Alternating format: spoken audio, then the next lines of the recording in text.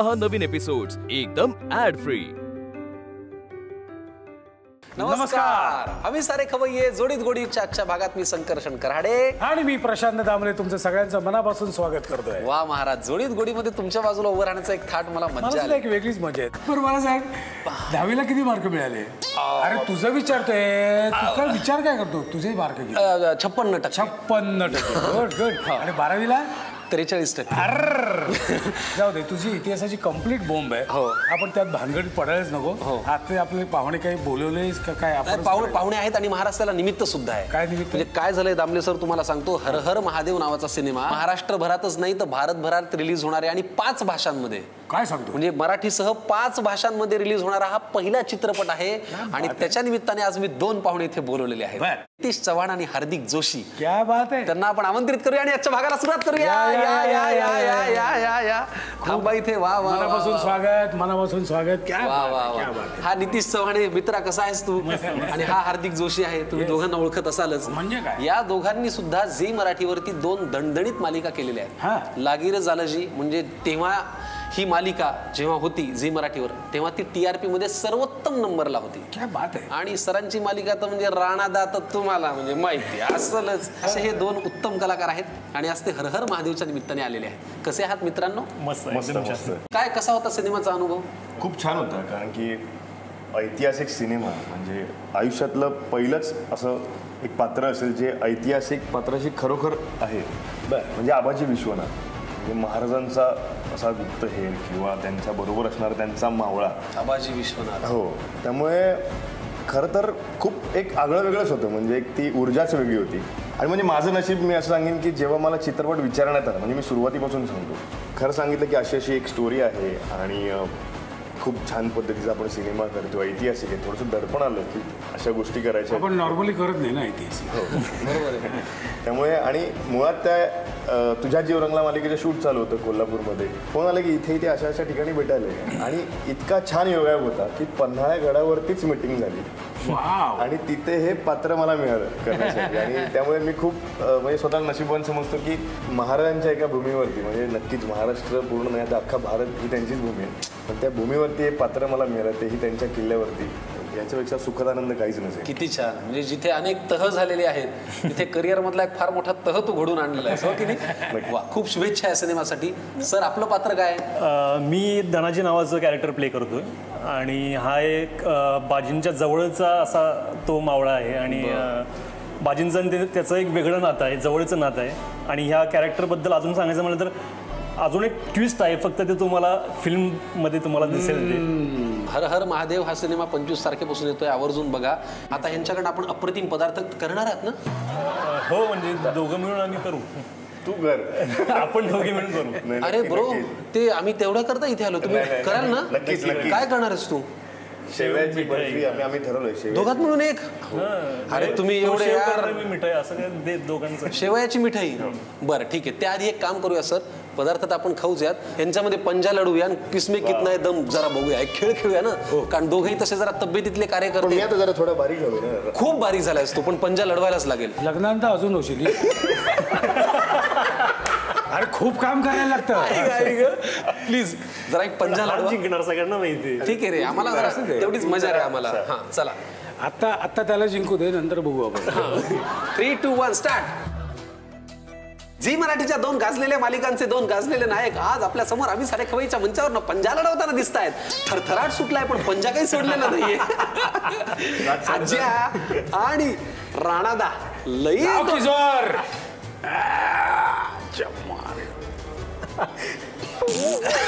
काहीच घडत नाही, काहीच घडत नाहीये। चला, क्या बात है यार। चला आपण आता पदार्थांकडे जाऊया। साहित्य समोर ठेवलेलं आहे, हार्दिक आणि नितीश आपल्या समोर आहेत। चला थोड्या गप्पा मारूया। अरे हे गप्पा, अरे आधी सुरू तर कर खाण्यापिण्याचं काम। बघा तेव्हा तू आहे ना भेटला ना, म्हणून प्रेक्षकांनी हे गप्पा ऐकायचे काय? नाही बरोबर आहे, पदार्थ बनव ना। काय बनवतोस? चिवडा बनवतोय मी, म्हणजे बाहेर तर विकत मिळतातच, सो एक घरी आपण बनवू शकतो साध्या सोप्या पद्धतीने, असा चिवडा आहे। ठीक आहे, मला साहित्य सांग काय काय इथपासून सांगा।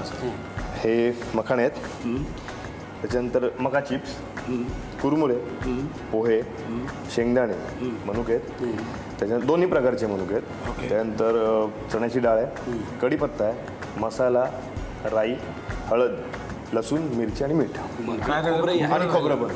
साहित्य पहिले आता कृतीकडे जायचं. काय करायची कृती पहिली? पहिले पोहे भाजून घ्यायचे. पोहे भाजून घ्यायचे. जाड पोहे घेतलेले आहेत.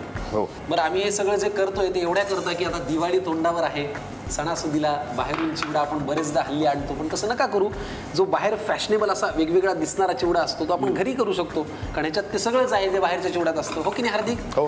वा, पोह्यांचा वास यायला लागलेला हळू. तुला आता काय प्रश्न विचार असेल तर विचारून घे पटकन. हो, विचारू शकतो आपण त्यांना प्रश्न. ह्या सिनेमाचं शूटिंग सगळं वेगवेगळ्या ठिकाणी झालं असेल, हो. मग तुम्हाला मध्ये मध्ये सुट्टी मिळायची?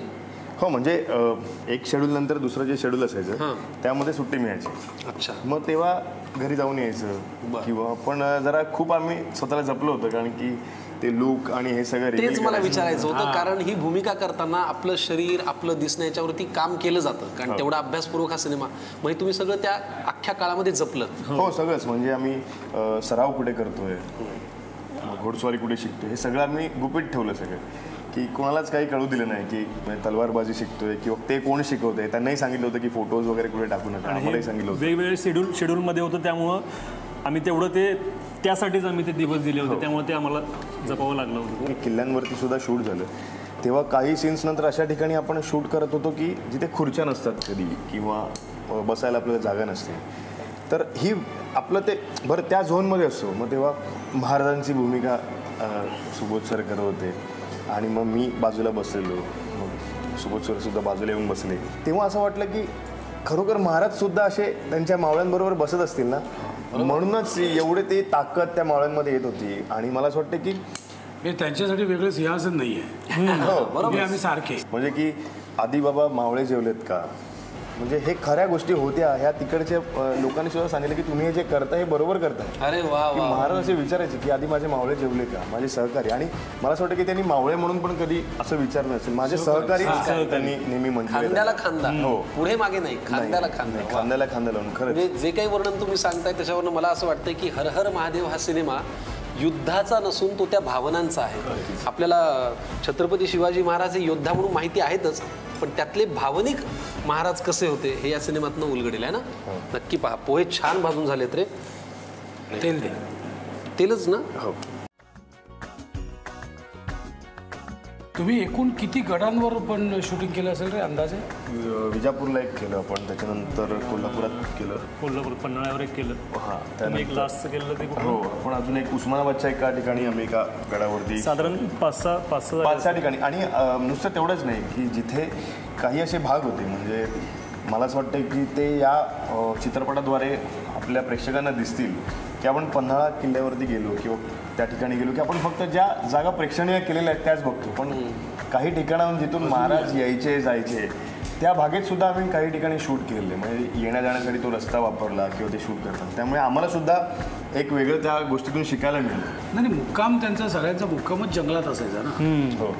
आणि मुळात त्या पाण्याची सोय जी महाराजांनी गडांवरती केलेली आहे की आजही तिथे पाणी आहे त्या विहिरींमध्ये, म्हणजे हे तेव्हापासून त्यांनी केलेलं. गडांमधल्या विहिरींमधलं पाणी हा एक म्हणजे कुतूहलाचा विषय. म्हणजे त्यांच्याकडे इंजिनिअरिंग होतं, मॅनेजमेंट होतं, ह्युमन रिसोर्स होते, सगळंच होतं. सगळं जे आज आपण पुस्तकात शिकतो ते 50 वर्षात ते सगळं ते आत्मसात करून स्वराज्यासाठी लढले. छत्रपती उगाच होत नाही माणूस. बरोबर आहे, फार प्रवास आहे मोठा. बापरे. आता काय घालायचं पहिलं? दाणे. पहिली दाणे, मोहरी नाही का? सगळंच एकत्र. हो, सगळं मोहरी तर मोहरी टाकूया. बस. हार्दिकराव, मोहरी आहे ती. हो, आणि आता मी राहणार नाहीये. वा. दाणे, मोहरी, खोबरं, कढीपत्ता. ह्या मिरच्या थोड्या अजून कट करून घ्यायच्या का? मोठ्या झाल्यात.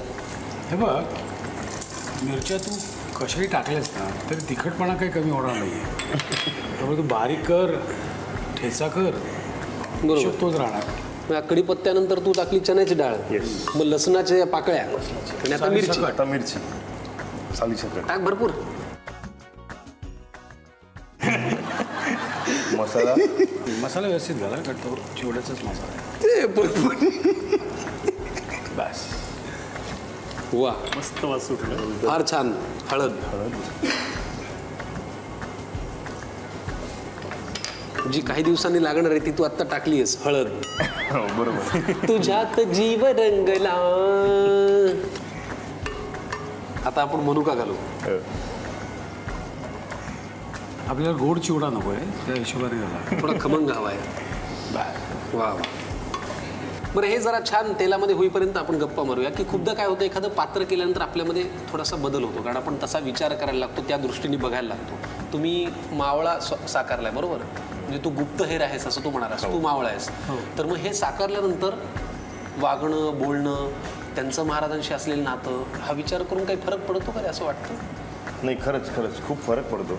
आणि सगळ्यात आधी शिकायला मिळतं तो म्हणजे प्रामाणिकपणा आणि निष्ठा. क्या बात आहे. तर आहे सगळंच, पण मला एक त्याच्यातून अजून एक कळालं की एखादी बिकट परिस्थिती आल्यानंतर त्याच्यावर आपण मात कशी करायची सकारात्मकतेने. तर आपल्यावर ज्यावेळी संकट येतं त्यावेळी तो विचार केला पाहिजे की महाराजांसमोर जे संकट होतं त्यासमोर आपलं काहीच नाही. बरोबर. वा. ज्यावेळी आपण एखादं पाऊल उचलतो त्यावेळी आपण तो विचार केला पाहिजे असं मला वाटतं. मन घट्ट पाहिजे. वा. आता हे आपण छान सिनेमाविषयी गप्पा मारत असताना आपल्या सरांनी आपलं बरंचसं काम केलंय. त्यांनी त्यात मुरमुरे घातले म्हणजे कुरमुरे, आणि भाजलेले पोहे सुद्धा घातले. चिवडा हा पदार्थ आपण कितीही वर्ष खात असलो तरी जेव्हा तो गरमागरम तयार होतो असा माणूसच नाही ज्याच्या तोंडाला पाणी येत नाही. काय वाटतं तुम्हाला? अरे संशय आहे मला, मीठ कमी झालं काय. मस्त झालंय. मग आता हे मिक्स करूया. बघू घ्या तुमच्या हाताने. वा वा वा वा. आणि हे चिप्स. क्या बात आहे. अरे हार्दिक, वा वा वा वा. हार्दिक साहेब, तुम्ही आज इथे आलात आणि अप्रतिम चिवडा केलात. आता बारी तुमची आहे, हो की नाही? सरांनी तर खाऊन पाहिला, आता माझी बारी.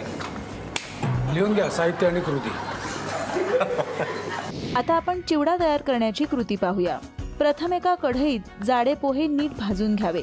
त्यानंतर कढईत तेल घेऊन ते गरम झाल्यानंतर त्यात शेंगदाणे, मोहरी, खोबऱ्याचे काप, कढीपत्ता, चणा डाळ, लसणाच्या पाकळ्या, बारीक चिरलेले मिरचीचे तुकडे, चिवडा मसाला, हळद, चवीनुसार मीठ, मनुका हे सर्व घालून थोडं परतून घ्यावं. त्यानंतर त्यात चुरमुरे भाजलेले पोहे घालून नीट परतून घ्यावं. त्यानंतर त्यात मखाणे आणि मका चिप्स घालावे. पुन्हा एकदा सगळं नीट परतून घ्यावं. खमंग आणि चवदार चिवडा तयार आहे. चला, हार्दिकजींची बारी झालेली आहे. आता नितीश साहेब काय करणार आहेत आणि त्यांनी गोड करायचं ठरवलंय. हे जरा कठीण कार्यक्रम असतो बरं का. हो, आता बघूया कसं जमतंय. नाव काय म्हणालस तू? शेव मिठाई. साहित्य सांगा आधी. साखर, खवा, शेव, वेलची पावडर, काजू आहेत, ड्रायफ्रुट्स आहेत म्हणजे, आणि तूप. वा. शेव मिठाई हे कॉम्बिनेशनच पाहायला किती इंटरेस्टिंग आहे. शेव ही, साखर ही, ड्रायफ्रुट्स ही, खवा ही, है ना? जरा मस्त लागणार आहे, वेगळं आहे काहीतरी, अप्रतिम लागणार आहे. चला. इथे ते साखर इथे पाणी तापत ठेवलेले आहे आणि इथे पहिल्यांदा इथं पाक करायचं आहे साखरेचं. बरं. इतकं गोड खातो म्हणून ताकद वाढली त्याची आता. असं झालंय होय. साखर आहे, तूप आहे. पण हा लालजीच्या वेळेला बारीक होता अगदी. हो. नंतर त्यांनी जरा कमवलंय वाटतंय सगळं. अजय आणि शितलीची जोडी म्हणजे अशी. म्हणजे आम्ही कुठेही गेलो पहिलं खवा घालायचा ना, आम्ही एकत्र असायचो ना, म्हणून आम्ही दोघांचं नावच ठेवलं. हा 7, मी 7.5. मी 7, 7:30. अच्छा, ते टायमिंग स्लॉट. या हिशोबाने तर माझं काय 1:30 आहे, 8:30 आहे. वा. साखरेचा पाक व्हायला जरा वेळ लागेल, हो की नाही? हो. तोपर्यंत तिकडे आपण काय करतोय? तो आपण खवा भाजून घेतो. खवा भाजून घेतोय. वा वा वा. आता पाक झालेला आहे. नाही, थोडं अजून बाकी आहे खाली. थोडा खवा मात्र छान भाजून झालेला आहे.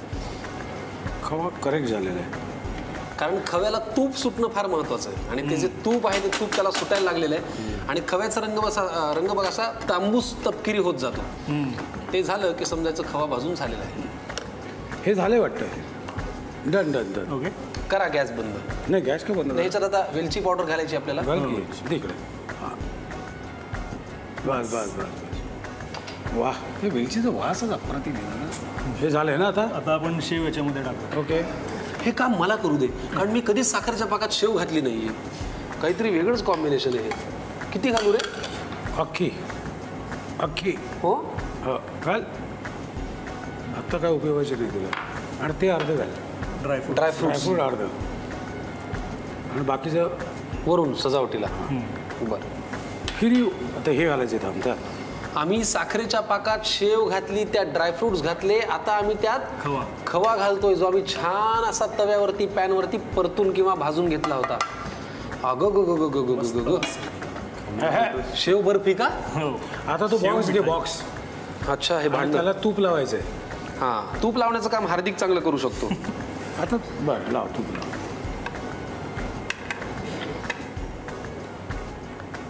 हो हो हो हो हो हो. शेव बर्फी तुम्ही कधी खाल्ली नसेल याच्यावरती माझा विश्वास आहे, कारण मी खाल्लेली नाहीये. मला वाटतं तेही आता झालेलं आहे. डन. आणि आता आपण फक्त हे त्यात ओतायचं. हे काम मी थोडं हलक्या थंड हाताने झालं करू का? ते थंड झालं की त्याला असं काप घालायचं. काप काय पाडून झालं? घ्यायचे. नेहमी ओतताना आपल्याकडे तोंड घ्यावं, म्हणजे आपल्याला दिसतं. हो, अच्छा, बरोबर आहे. आता इथून पुढे मी असं ओतताना हे असं होतील, म्हणजे मला दिसत राहील. झालं आता ते संपलं. आता गेली झालं. वेळ गेली. सॉरी. वा वा वा. कसं आहे, दामले सर असल्यामुळे मला अशा छोट्या छोट्या गोष्टी शिकायला मिळतात. कमाल आहे, कमाल आहे. बरोबर आहे. वरून आपण ड्रायफ्रूट. हां, आता त्याच्यावरून ड्रायफ्रूट आणि मग थंड झालं की त्याचे उभे आडवे असे काप पाडायचे. काप पडायचे की हां तुला मारी. दामले सर, हां हार्दिकच्या लग्नात आपल्याला असंच काहीतरी छान छान खायला मिळेल, हो. है ना? वा. आता आपण एक काम करूया. हे तर आपण सेट करत ठेवलंय. गार झालं की त्याच्या वड्या पाडूया. शेव बर्फी आपल्याला खायला मिळेल.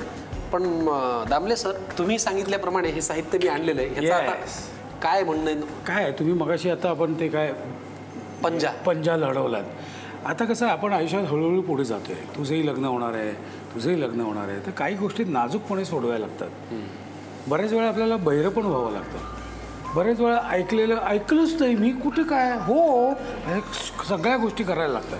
पण आता या क्षणाला आपल्या हातात काय आहे, म्हणजे मी काय बघतो की तुम्ही नाजूकपणे काही गोष्टी करू शकता का. तर आपल्याला ही जी इलायची आहे ना, ती नाजूकपणे उघडायची आहे आणि त्यातला प्रत्येक दाणा बाहेर काढायचा आहे.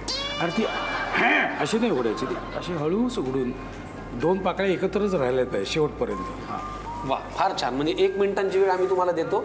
त्यात जास्ती वेळचा जो सोलेल त्याला संसार सुखाचा होईल असा आमचा अंदाज असेल. हो की नाही आपले सर?